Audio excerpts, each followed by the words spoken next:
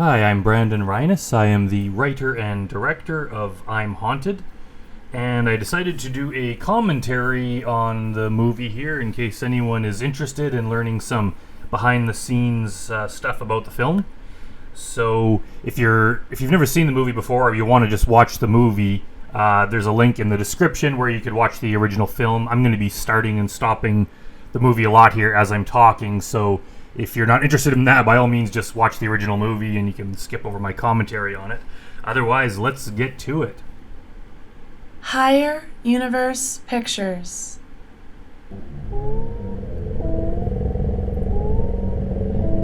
So I guess I should just give some basic details on how this all came about. It was, I think, spring or summer of 2019. I kind of came up with the idea. I wanted to do something that we could shoot very cheaply and very quickly, but that would be fun to do. And we were in the middle of shooting the short horror film Reincarnate. It's available on the Higher Universe YouTube channel here, and it's also one of the films that's in the Ezra and Gore Girl horror anthology, which is available to watch on Tubi. We were filming that, and I remember we were walking from one location to the other. We were walking to the park, and Elizabeth was with us because she was in the movie, and I kind of brought up to her this idea I had of doing I'm Haunted, where she would play the main character, and she thought it was great, and so we ended up doing it.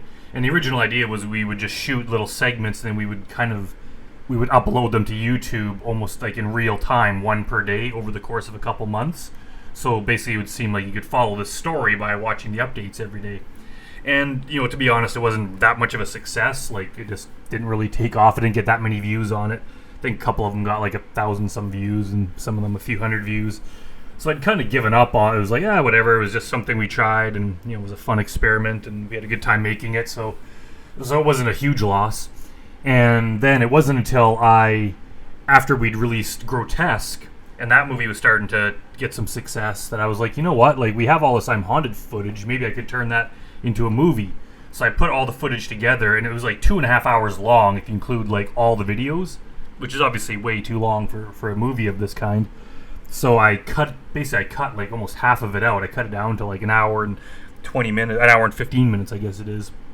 And all of a sudden the pacing was so different, and it's just such, you can see if you've seen the movie, you know what I'm talking about. Like the editing is kind of weird. It's basically just a bunch of kind of clips strung together, which is not a normal way to do a movie. So I was like, is anyone going to even like this? But I'm like, whatever, you'll throw it up and on streaming services and see if there's any reaction. And lo and behold, it actually turned out to be quite popular. So we made a couple more of them, and we have even more on the way. All right, let's continue here. This is the first one. Like, we didn't really I didn't hire anyone to do the music or score. I just did it myself. I can't remember how I did that little music bit there. I think I just found some sort of online sounds and then kind of mixed them together and then slowed it down or did something to create that noise. The reason I'm making this video blog is because lately there's been some really weird stuff happening in my apartment, and I'm starting to think that it's haunted. And I kind of like how we just get right to it. There's no preamble or backstory here. We just jump right into from the very first sentence, we get right into it. And this was filmed at my old apartment in Edmonton. It was just easiest to shoot in my own place, because we were there quite a bit and it took quite a while. So like, I didn't want to impose on someone else's house, so we just used my place. And of course, it's a lot cheaper to use my own place. My closet door and my bedroom door are constantly moving, like several times a day. Definite poltergeist activity. This all started happening as soon as my life began falling apart. I had a fight with my mom. There's Gay Andrews there. People might recognize her as the angel doctor who fixes Mildred's face at the end of Grotesque. We haven't talked in weeks. I had a fight with my friend. That's Emily Ann Salkeld. She is probably best known as one of the goth girls, Winter, in Hotbox, which was like the first movie that we did. Elizabeth was also in that. And Emily Ann is a filmmaker herself too. She did a short horror film called Cotard's Delusion. Blythe, and now she's messaging me all the time, threatening me and shit-talking me on social media.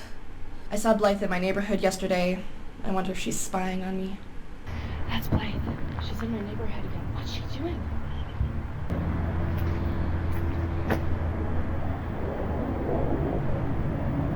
She sent me this. She's freaking out, calling me a stupid bitch. I can handle that. It's kind of funny. Like, I had no idea if anyone... Like, it could have gone either way. Like, this could have been boring as hell, just having one person talking to the camera for, like, the majority of the movie. I didn't know what to expect. And people responded very well. And funny enough, there were, like, some people that were saying, like, their favorite parts were just listening to Elizabeth talk, which is... I find it very, very strange that would appeal to people, but I guess it does. There's people, even if you read like YouTube comments, there's people that say they have like have the movie memorized. They've watched it so many times. That this is bizarre to me, but I mean I love it. I love that people responded to it. She said worse, but this last thing. I hope you're sleeping well at night. What the hell does that mean? Maybe I'm reading too much into it. She always was into that witch stuff. It's funny with the clothes in the background there. Elizabeth brought a bunch of her own stuff, but some of those, like especially that like long sleeve dress shirt there is one of mine. And there were some people, I guess, that were kind of going over it frame by frame and dissecting everything, and they pointed out there's like, why is there men's clothes in the closet if she lives alone? So we never really get into that, but I'm just surprised that I didn't think people would pay that much attention to it. She brought me to this seance with some people a couple of months ago, back when we were still friends. It was stupid. Nothing happened. And it's too like this. She mentioned the seance there. When I wrote it, I had no intention of ever doing sequels or any sort of follow up to it. So obviously, if you've seen part 2 and 3, you know that that's kind of built on. We learned a bit more about what happened at that seance and who was involved. But at the time I wrote it, I had no plans for that at all. This guy was pretending to channel a dead relative. You're so full of shit. I'm so glad she's out of my life. I'm not even going to respond to her message. I was watching TV tonight and it felt like there was somebody watching me. My friend Dan came over last night to comfort me, and he slept on the couch so that I'd have somebody to be with. Oh, he's the best friend I've ever had. And obviously the story, as we'll see, that basically anyone that comes into her apartment ends up... Weird stuff starts happening to them too. Basically, they get haunted as well, and they start to get possessed or something. So, her just kind of saying that Dan slept over on the couch, well, that leads to him being weird. The whole night, it's felt like someone's been following me around the apartment.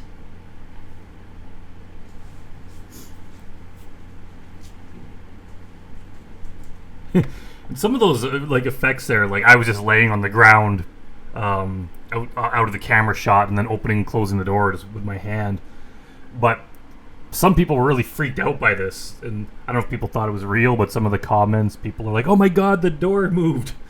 So I kind of like that we just very easy to do effects. Like we obviously didn't have an effects budget or anything, and I'm kind of glad. Like if we had to use a lot of CGI stuff, it just it would have been bad and kind of ruined the effect of the movie.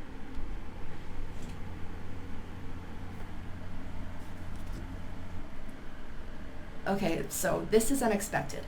I just got a text from Blythe. And it really just shows Elizabeth's talent too. Like there was a lot of dialogue she had to memorize. Like it was like most of the screenplay was like 80% her talking. So she just had to like memorize and perform these insanely huge chunks of text, which is hard to do. Obviously we had a lot of cuts in there, so if she made a mistake or anything, it wasn't like we had to do it all in one long take. But still, it just shows like just to be able to like not only perform it, but just to remember all that dialogue. So it shows her true talent. Apologizing for everything. That's a first. But listen to this. I wish I could stop what's happening, but I can't. I was cooking in the kitchen and I heard a voice say, "No." I ran out of the apartment and I just now got up the courage to come back. Shit, the stove! Yeah, that that kind of makes me jump every time. Even when I was editing it, I probably shouldn't have made that fire alarm so loud, but I think it worked. Some people have commented on that too. It makes them jump, and every time I was editing it, I'd forget how loud it was, and it would always make me jump. But it makes sense for that apartment. Like, we had so many fire alarms in that stupid apartment building. Like, there was there's some sort of like a problem with the sensor, so it would just go off for like anything. And I remember, like, it would just go off in the middle of the night. Of course, it's a huge tower, right? It was like 20 stories tall, and you figure like how many apartments per floor. So there was hundreds of people, probably a couple thousand or something, live in that building. So every time the fire alarm would go off, everyone would have to like go down the stairs and exit the building and wait for the fire department to come. And there was times it would go off like 3 times in a night. It would be like go off at like 1 in the morning, 3 in the morning, and then again at like 5 in the morning. So basically you'd have to like evacuate the building, wait for the fire department to come and inspect the building, turn it off, and then of course the elevators were shut down during there, so you had to like walk back up to your apartment on the 13th floor, try to go back to sleep, and then it goes off again. Like, holy crap, was that ever annoying. And it was like that loud. It was just blaring loud. So a little bit of a side tangent, but it shows how frustrating fire alarms can be, especially the false ones. Okay, well, I feel like a complete idiot. I set the fire alarm off because I left my food cooking in the stove and it burned. Dan still hasn't texted me back. I messaged him again because maybe he forgot. Remember, a lot of these, she's on the bed now. I don't think that was really in the script. We were just kind of decide as we go. It's like, instead of just sitting in the same chair the whole time, it's like, well, let's move to a different room. And it was kind of like, a lot of this movie was just me and Elizabeth there. There wasn't like a crew or anything. So we kind of just made it up as we go. And it's like, all right, where should we do this one? All right, how about let's go to the living room? Or how about just lay on the bed or sit at the desk? But he's not replying. It's not like him. I'm kind of worried. So, the knocking started up again, all over the walls and the roof. At one point, I just yelled, "Stop!" And it actually did. It was quiet for like maybe a half hour, then it started up again. See? I'm not crazy.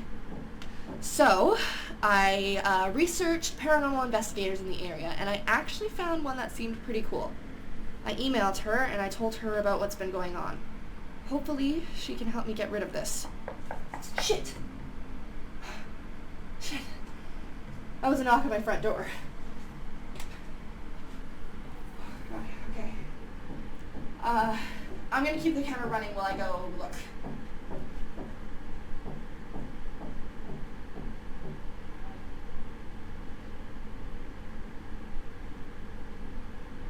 And for some of these, I just had kind of longer moments of just nothing really happening, but maybe it adds some kind of suspense or something where people are waiting for something paranormal to happen.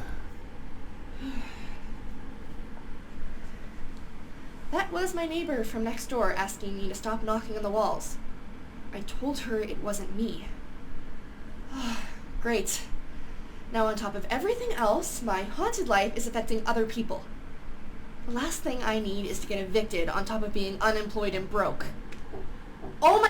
So I was trying to kind of get something across there. It was always my intention. Like, she's unemployed and broke, and she's having a fight with her mom. She's having a fight with her best friend. And so it's kind of like the point being, like, her life. There's so much negativity in her life that it kind of leaves her susceptible and open to negative energy or negative entity kind of attaching itself to her. That's kind of what I was going for with this. Shut up! I finally got a text back from Dan, but he's being really weird. He says he's busy. I don't know what he's busy with. Like, he's in school, but he doesn't have a job. All he does is smoke weed and play video games. I have a job. Those shelves you can see over her shoulder here in the background. That used to, like, my DVD collection, and much of my collectibles and stuff were on there. So I was always kind of proudly displaying them. But whenever we filmed a movie in here, I'd always have to, like, empty the shelves so you couldn't see them. Interview tomorrow at a clothing store, and so job, I'm gonna save up my money and move to a different apartment. Hi guys, no paranormal shit happened. I just wanted to let you know that the job interview went really well. They really seemed to like me, and they did everything short of offering me the job. They asked when I could start, and they said that they'll call me tomorrow. Oh, I'm so excited. I can finally get back to having a normal life and meet some new friends. I don't think it's going to work out for you, Genesis. The apartment is now freezing cold. It was fine a few hours ago when I made that video. Now it feels like I'm living in a frickin' igloo. First it was too hot, No. And of course, that's just me standing outside the door there, waving my hand. I think I might have been holding a light or something to make the shadow. That job I interviewed for, they emailed me back and said they went with someone else. I'm not sure what happened. I emailed them back and asked if there was a particular reason I didn't get the job. I was sure I had it. Okay, check this out. That store wrote me back. This is Erin, the woman who interviewed me. This is her response to me inquiring about why I didn't get the job. Honestly, we can't even believe you had the audacity to ask us why you didn't get the job after what you did. Please do not contact us again. What did I do? Have they gone insane? It's funny too, like this part is, in my mind, it wasn't that big of a plot point, but I've received like quite a few messages and like emails and stuff with people asking about this. It's probably like definitely top 2 or 3 incidents where people wanted to know like what happened, and obviously I'm leaving it open. Like it could be the entity Seer, as it turns out to be, did something to, it, because you find out later it can type on the laptop and it has some control over phones and electronic devices. So Seer could have somehow messed it up for her, or it could be that her friend Blythe, who was in the neighborhood, could have seen her in there, found out that she was doing that job interview and sabotage it somehow. Or it could also be, as you see later in this one in part 2 and 3, that Genesis here is slowly becoming possessed. So she could have done something to sabotage it herself and just has no memory of it. Jesus, what the hell is going on?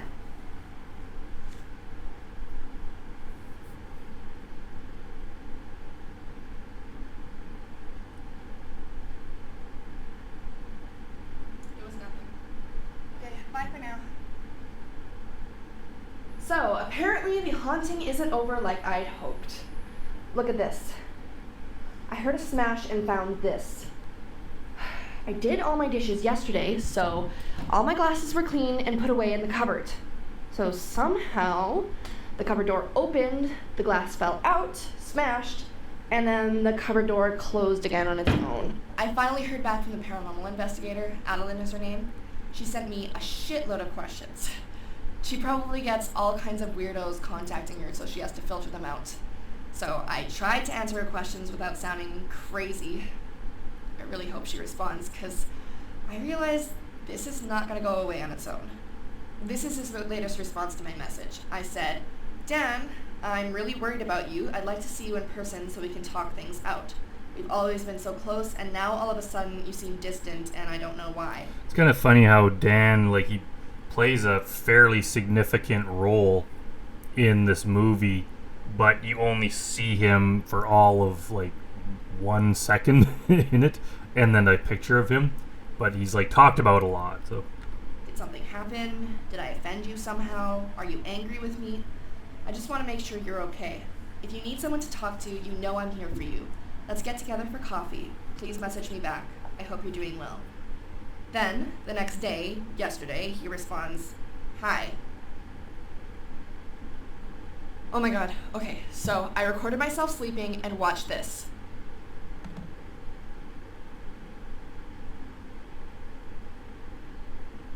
So that's we call Ghost Boy. It's played by Pierce Briggs. I've had people ask who Ghost Boy and Ghost Girl are. I didn't really have anything specific in mind. My whole point in this, I just kind of hate how in a lot of horror movies, especially more modern horror movies, that everything has to be explained so neatly and make sense.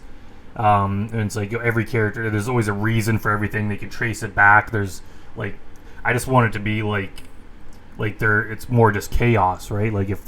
If a haunting thing like this was happening for real, it wouldn't make sense. It's just random scary events.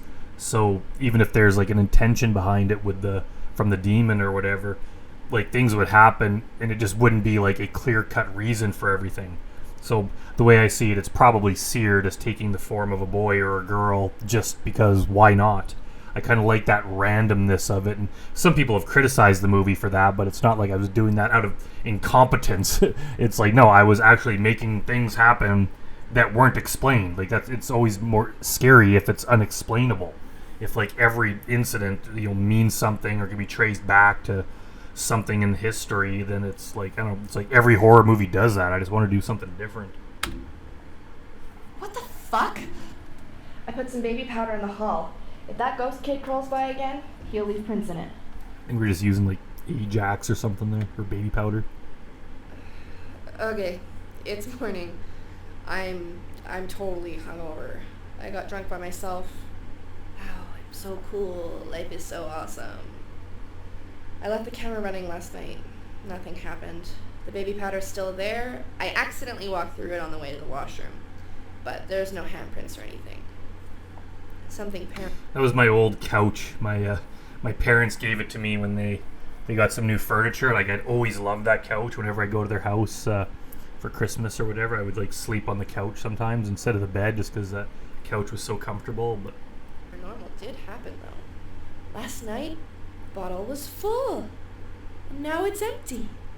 Ooh, how did that happen? Fuck. I'm such a loser. I've been reading about hauntings and other people's experiences. The consensus is that the phenomena can't physically hurt you, even if it is scary, so maybe I can learn to live with it. Oh yeah, Dan's parents messaged me yesterday to see what's going on with him. He hasn't been talking to them either. I told them he's ignoring me too. Adeline, the paranormal lady, finally emailed me back and said she could come meet me, but she's not free until next Thursday. So, I guess I have to just fend for myself until then. And for most of these parts, I was just sitting off camera in the chair or something, just kind of watching, and then kind of reading along in the script. And if it was good, we would continue on to the next scene, and if not, she would just redo the scene. But we blew through it very quickly. We would do like so many pages per day. For some of the more complex scenes where she's like turning around with the camera and stuff, we would kind of set it up and maybe rehearse it or something, and then I would just go into the other room or hide in the bathroom or something where I wouldn't be in the shot, and then Elizabeth would do it, and then I'd come out and we'd rewatch it, decide if it was good enough, and if it was, we would continue, or if not, we would do it again. I just got back from the grocery store and I ran into this lady outside the building who lives on my floor, Mrs. Pearson. I don't know her first name. She's lived here for a long time, so I asked her about previous tenants in my apartment. I asked her if there's ever been any kids living here. She said that there was a mother and her son who lived here for a couple of months several years ago. I asked her if the boy died. She said no and gave me a weird look. Now that I think of it, I should have asked her what their name was. I could have looked the mom up on Facebook and seen if there was a picture of the boy. So yeah, that's, obviously she's doing the obvious thing. She would assume that if it is the ghost of a boy, that it must have been a dead person. But like I said before, my intention was to not do that because that's just like it's been done so many times. What the fuck? Okay, you guys gotta see this. I'm gonna switch to my phone.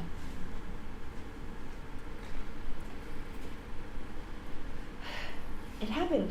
Again. I think I used the same smashed glass twice just so I didn't have to smash two of my glasses. Shit! That drawer just opened on its own. And that was some very cheap effects. Basically, she was pointing the camera at the ground, and then with her left hand, she was reaching around, just keeping it out of the shot, and then like ripped the drawer open herself. So let's watch that again. It happened. Again. Shit! That drawer just opened on its own. I think it kind of makes sense because I didn't want it to look like we were anticipating something would happen. Like if you didn't think the drawer was going to suddenly open, you wouldn't be pointing the camera at it. So if everything was framed up really nicely and we did some sort of trick to open it, like it wouldn't have been as good because like it would just look like we were anticipating it happening. So this way it almost looks like you see the drawer open, but that's probably how it would really be. Like if it opened, like it would take you that half a second to react to it. But that was just her opening it herself. I'm gonna switch to my phone.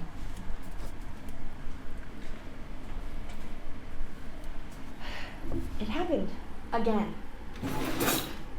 Shit! That drawer just opened on its own. Let's see if it happens again. Of course, while she's watching it, it doesn't work. I don't know why this thing likes dishes so much. I just wish it would stop breaking things I have to pay to replace. Can't sleep. I'm so fucking scared. At least I don't feel that physical presence here anymore like I did before. Knock on wood. I know it sounds lame, but talking to the camera gives me comfort.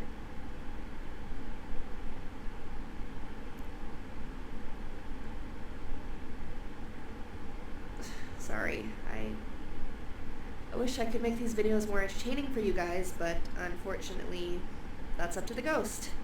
Or ghosts. What do you think?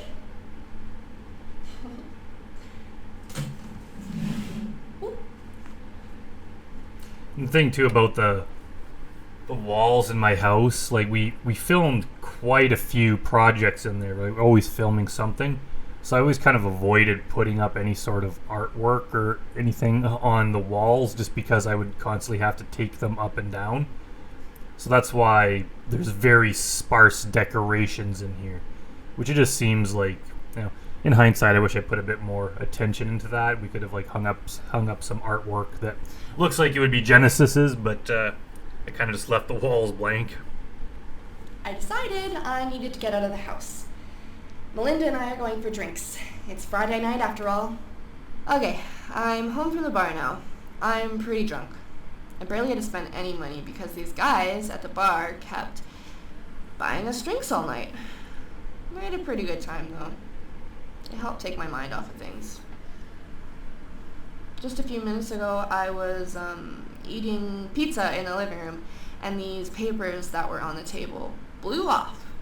But the window was open, so I'm just gonna assume that that's what it was.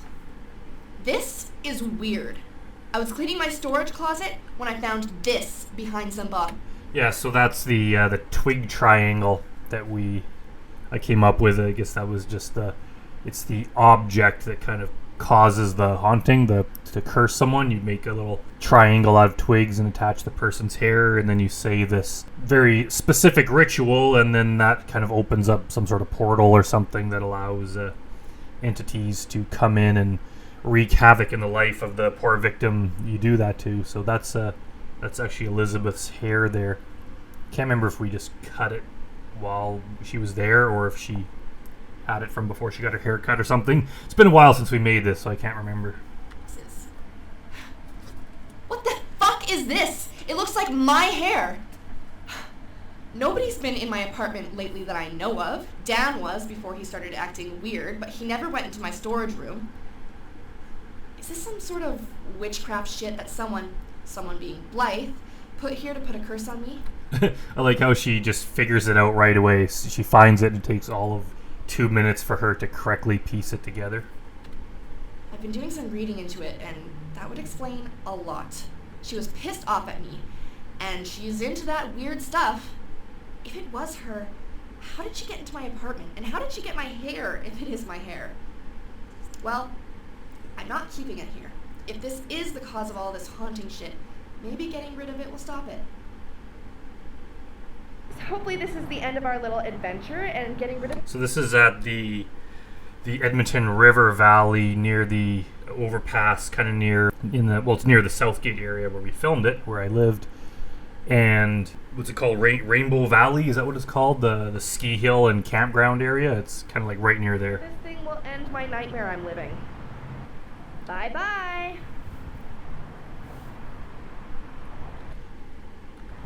Done. See you at home. Did you guys hear that? It sounds like a baby crying. Yeah, so all those empty shelves there on the left that used to have all my my collectibles and DVDs on it. Sounds like it's coming from inside the apartment. Fuck, where the fuck is that coming from?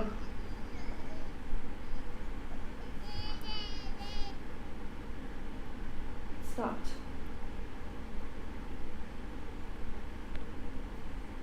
Nothing weird happened after the baby crying last night. I ran into Mrs. Pearson. She doesn't know the names of the people who used to live here, so that's a dead end. She did say that a couple with a baby moved upstairs, so that explains the baby crying. Although, I swear it sounded like it was coming from inside the apartment. Which is funny because the walls in this apartment were so thin that for a while there was a couple with a baby that lived next to me, so we were sitting on the couch. The couch used to be on the opposite wall of where it is in this movie. But you'd be sitting there and you'll hear people talking in the next apartment, or you could just hear the baby constantly crying. But the baby sound effect there was just something I found on the internet. Anyways, I thought I'd update you guys before I'm going to check on Dan. See you in a bit. Okay, I just came back from Dan's house. His car was gone, but his front door was unlocked, which is not... And I think originally I might have had plans to film what she's talking about here when she went to go see Dan. And maybe just for time or whatever reason we decided not to do it. Or maybe it wasn't even in the script, I can't remember. But some of that, it makes it seem a little bit more realistic. Like, at this point, she wasn't intending to turn this into a movie. Like I think in part 2 and 3, their intention was like, hey, we're going to make a movie out of this, so we got to, get as much as we can to, make it interesting. Whereas here, this is just like her vlog, so she just kind of would update it, and she wouldn't necessarily film her doing everything. Not like Dan at all, believe me. I went in and called his name. I looked around everywhere, but I couldn't find him. All of his stuff was there, including his phone. He never leaves home without his phone. Who does? I texted his mom, and they haven't heard from him since they messaged me the other day. So, I don't know where he is. Should I call his school and ask if he's been showing up? Like, do I file a missing persons report? I don't want to seem like I'm overreacting. Like, maybe he's fine. Maybe he just went to the store and I broke into his house. He's a grown man. He doesn't have to talk to me. Which kind of hints later. They even, I think in part 3, or maybe even in part 2, the characters kind of hint that Genesis is not such a good person. Even by the end of this one, it's like she is willing to, she breaks into Mrs. Pearson's house to like cut her hair, to curse her. Like, she's not necessarily the best, most moral person. And maybe she had a reason, like she was driven to it, so it's not totally her fault. I mean, who knows what a person would do in a situation like this. But she does kind of hint that, like, she broke. The other way to look at it was like she broke into Dan's house. Like, just because you can't reach your friend doesn't mean you should go into break into their house without permission. So maybe it's a bit more ambiguous over whether or not she's actually a moral person. If he doesn't want to, just some sort of explanation would be nice. He doesn't have to talk to me if he doesn't want to. Just some sort of explanation would be nice. I just have this really bad feeling about it. And there we have Hudson Grace Kennedy as the ghost girl. In the original series, it started off with a shot of her, like a security footage of her in an apartment hallway, and Genesis said that some guy from Texas sent her that video saying that it was a ghost in his apartment, and now this girl is in Edmonton here. But I cut out that other part, so the story kind of changes a bit. But Hudson is a wonderful actor. She's also a dancer, and she's doing very, very good for herself, so we were lucky to have her in the movie.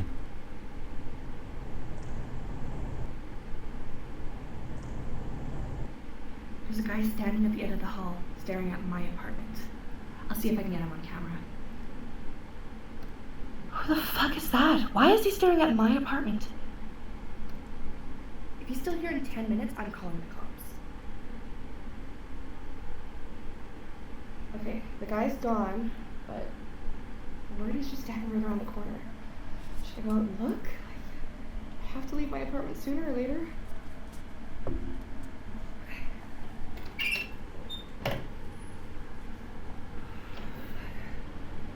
Scary.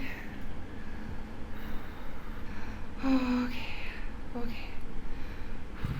And being on the 13th floor was just a coincidence. Obviously, I moved in not long before, but for a while before we filmed this, and it just happened to be the apartment that was available was on the 13th floor. So,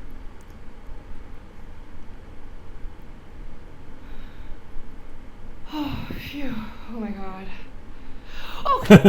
This guy here, just wait until we see him up closer. Oh shit! He's coming! Oh my god, oh my god. Yeah, his name is Corey Seckinger. And I don't know him that well, but I've known him for a long time. Since I was in first grade back in Wetaskiwin, Alberta, where I grew up. It was like the first day of school. He went to our school, and he, it was a fairly small town, so I was kind of, we weren't really friends or anything or hung out, but I was aware of him. He was around, the whole time I went through school. And then, of course, after I moved away, we, weren't in touch or anything. And it wasn't until more recently that I kind of came across him on Facebook and found out he's actually a stand-up comedian now. And he calls himself Half Nuts because apparently he had testicular cancer and had lost one of his testicles, which sucks, but I guess he made the best of it. So he calls himself Half Nuts, and he's a stand-up comedian. So when I found that out and we were about to shoot this, and I was like, oh, maybe I can get Corey Seckinger in the movie. So I messaged him on Facebook and asked him, and he was willing to do it, and now he's in the movie. Oh my god. Oh fuck. Oh shit. Oh my god. Okay, I've calmed down slightly. I called building security. Of course the guy was gone by the time they got here. I have no idea who he was. They searched the entire building. They said that they'd keep an eye out, but I should call them if he ever comes back. Wonderful. Now on top of everything happening inside my apartment, I have to be afraid of leaving it. I woke up this morning to this text from Melinda. Hey Jen, do you by any chance have my ID? It's missing from my wallet, and I remember you were looking in my wallet when we went to the bar. Just wondering if you took it by mistake. No, Melinda, I didn't take your fucking ID. I went into your wallet because you asked me to grab you some cash because you were too busy practically making out with the guy at our table. So, no, I don't have it. So, I Gee, Genesis kind of has a bit of a negative attitude sometimes. went out and bought a cross. I can't remember where we got this cross. It might have belonged to Elizabeth, or it might have been something we bought for the movie. I can't remember.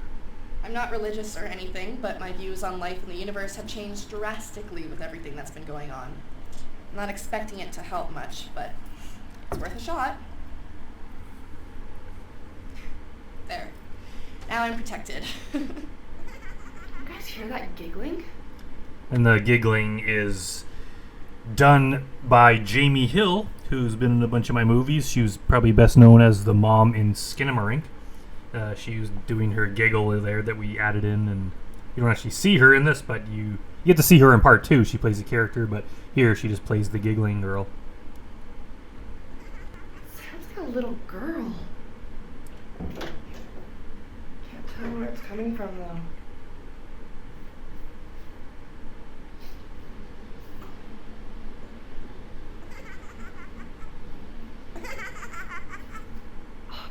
Coming from inside a living room. Wait. I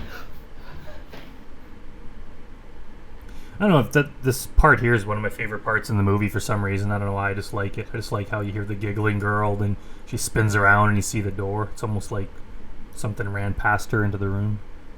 Someone just ran into my room.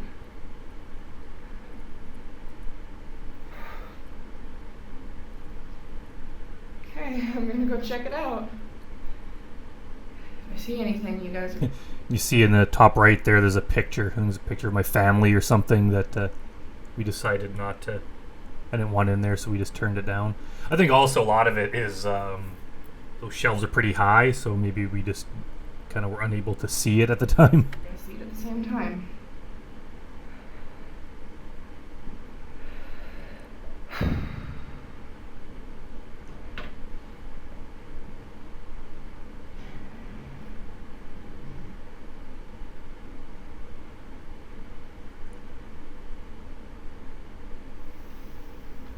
You see in the left there, that little bubble of foam, there, when I lived there was we had problems with, well, first it was like cockroaches, and then it was friggin' bed bugs. So the exterminators came in, and they sprayed a lot of that foam around in spots to like seal up little cracks or something. So that's what that is.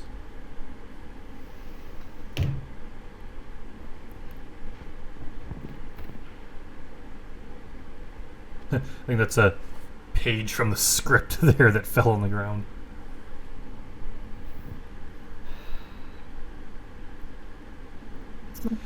And I think, like, it still surprises me that this movie is as popular as it turned out to be, because, like, not a lot happens in it. Like, there's a lot of, like, drama and stuff, but as far as the scares go, a lot of them are like that, where it's, like, doors slamming, but there's never any big scares. And I know bigger budget, like, Hollywood-type movies, they would go all out. There'd be all sorts of CGI monsters and ghosts and stuff like that. But it's like less effective. It's almost like scarier when it's like there's a bit more restraint. It's kind of like leaves it up to your imagination. Where if I just had unlimited budget and I could show any crazy thing I wanted, there's like the tendency is to go too far, and it kind of like it has the opposite effect of making it less scary. So I kind of liked how things are subtle and it just builds slower. And since this movie has a ever-growing number of fans, apparently I'm onto something there. Belinda, what's she doing here? I'll try to get this on camera for all you nosy people on the internet. Hey!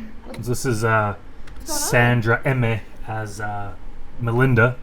I don't think I've worked with her other than this. Like, we're friends on Facebook, but she did a really good job in this, and she's a good actress. But for some reason, our paths just haven't crossed since. Oh, okay. What is going on? Nothing. Just making a little video. Say hi. Wait, we're not live, are we? No. What's it for? Nothing. Just for fun. Oh, okay. I can't believe you stole my ID, you fucking thief. Belinda, why would I steal your ID? Well, I don't know. It was under your couch and you're the only one who is. So what I was getting at here is obviously it could be that Genesis is already, like we saw earlier with her, whatever happened with her job, she could be in the early stages of possession and she's doing stuff without knowing it. So she could have stolen Melinda's ID and then like hidden it under her couch. But I think it's more likely it's called apportation. And I was, into, even Elizabeth and I had our paranormal podcast for a while there. And just when I was, researching stuff like that, there's like a phenomenon called apportation where objects just kind of teleport either from your house or even to other people's houses. So something will just disappear and then wind up in your neighbor's house or whatever. So that's kind of what I was thinking this is obviously Genesis wouldn't steal Melinda's ID. Like, it's not like it's money. Like, there's no point in that. It's just a random object that for some reason that's unexplained disappeared and wound up in Genesis's house. And of course Melinda's right, because she's not going to assume a ghost did it. She's going to assume that Genesis stole it. But Genesis is rightly offended. Like, why would I steal your ID? It doesn't make any sense. So it leads to like I guess maybe Sears' intention was just to put a fracture in the relationship by just doing something like this, and it creates a rift between the two friends. Because, she already lost her friend Blythe, and now it's like, well, Melinda is not someone she knows as well, but it's another potential friend, and then Sear ruins that. How do I know you didn't just put it there yourself? You think I would steal my own ID? I don't know. I didn't put it there, okay? Just get out of my sight. You're just a fucking liar and you always have been. Just get out of my fucking apartment, you stupid piece of shit. I wonder if my neighbors were wondering what was going on when they were yelling like that. Fuck! Did you hear that? So we're sitting here, just hanging out. I get up, go to the washroom, come back, and she's holding her ID. The one she accused me of taking. She said she found it under the couch, which is a total lie since I didn't take it. Obviously, she put it there herself. Fuck. But why would she do that? It doesn't make any sense. If she had her ID this whole time, why would she bring it over here and accuse me of taking it? I think it's also, like, she's right. It's just, like, there's no side of that story that makes sense. Like, why would Genesis steal the ID? But then again, why would Melinda bring it over and, like, hide it herself and then accuse Genesis of taking it? It's just it's almost like a form of, like, gaslighting or something, where Sears just doing stuff like that to just slowly dismantle Genesis's relationships as well as, like, her own sanity. Because now she's questioning everything, and it's like, no matter how you look at it, it doesn't make sense from any angle. But of course, she's going to be running all these different scenarios through her mind, trying to figure out. None of it makes sense. So you add that on top of, like, all her relationships are falling apart and the financial pressure and all that stuff. It's like it just starts to make her go crazy, basically. Oh well. Another friend lost. Oh my god, you guys, this is insane. I started hearing that knocking again, and I started knocking back, like, trying to communicate with it, and I think it's working. Watch. 1 knock means yes, and 2 means no, okay? Is my name Genesis?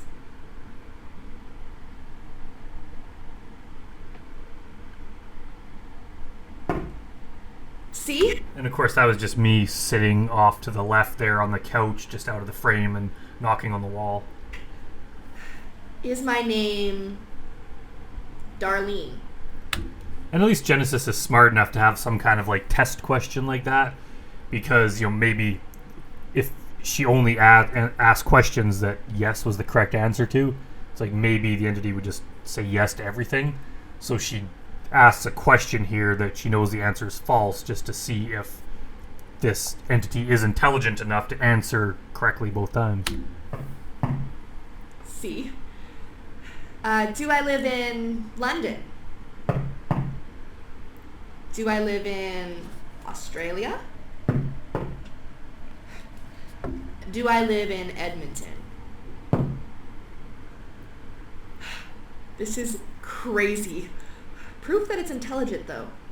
And it's kind of funny, too, how, like, she was so scared of this thing before, but all of a sudden, once she finds a way to speak with it, to communicate with it, all of a sudden she's, like, happy and thrilled, like it's somehow going to turn out to be a good experience. Okay. I wonder if it's almost like, if it wasn't intelligent, if it was just a bunch of random scary things happening that you couldn't explain, that would frighten you a lot. Where as soon as you find out that it's something that can think, like it has intelligence, then maybe you just assume that it's more benevolent, that maybe it could be reasoned with or something.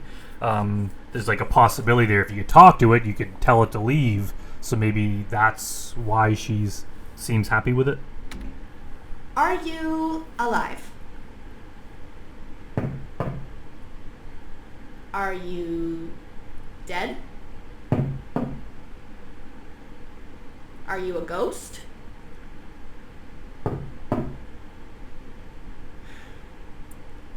Are you a demon?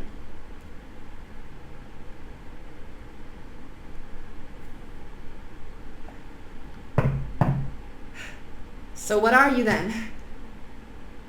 Oh, right. I guess just yes or no questions. Did you intend to haunt my apartment on purpose?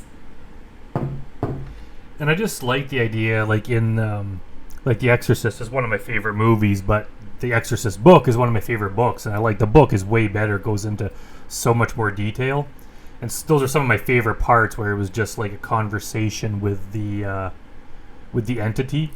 And there was a part when when the Regan girl, when she's like kind of first possessed, they're asking, they can only communicate in yes or no questions because the demon's answering gibberish. So they're like, okay, just nod or shake your head, yes or no. And they ask a bunch of questions and it just gives simple yes or no answers. So that's what kind of like inspired me to do this. It's also what inspired me to write the book, The Man in the Box, which there are some similarities between that entity and then this seer entity here. I wouldn't say I ripped off my own book, but I'm allowed to explore the same kind of themes in multiple stories. But if you read The Man in the Box, you will notice some some kind of similar things. It's similar but different. But here, like, she's slowly learning to communicate with it. Right now, it's only through yes or no. But as you'll see, eventually she figures out how to communicate more in depth with it. Did you intend to haunt me on purpose? Fuck. Do you intend to hurt me?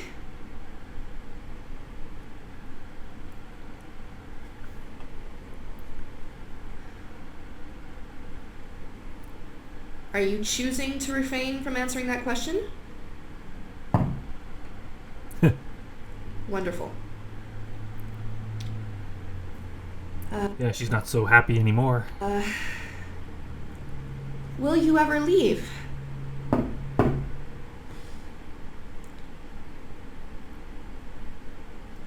Could I ever do anything to get you to leave? It's kind of funny, too, that, like, why would she assume that this entity wouldn't lie?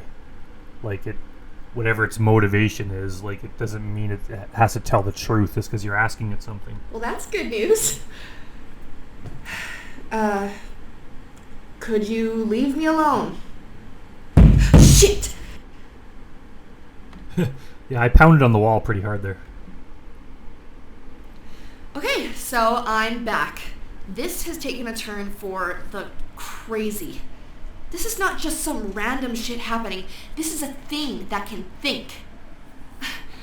I'm still not exactly sure what it is. It said it's not a ghost or a demon, so... The good thing is, Adeline, the paranormal lady, is coming by tomorrow, so... Hopefully she can give me some advice, or tell me how to get rid of it. The cupboard just opened on its own.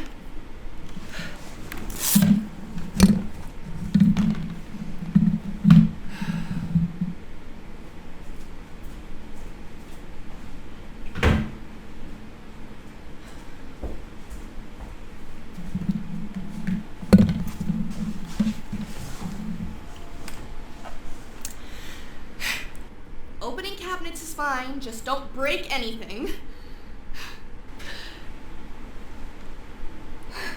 Obviously, that was just me down there flicking the light on. Hey, how are you? I'm good. How are you? Good. Thank you for coming. My pleasure. So this is Diana Lynn Shaw here playing the paranormal lady. I'm pretty sure that in the original video she had a bigger role, but I just had to cut down a lot of stuff for the movie version.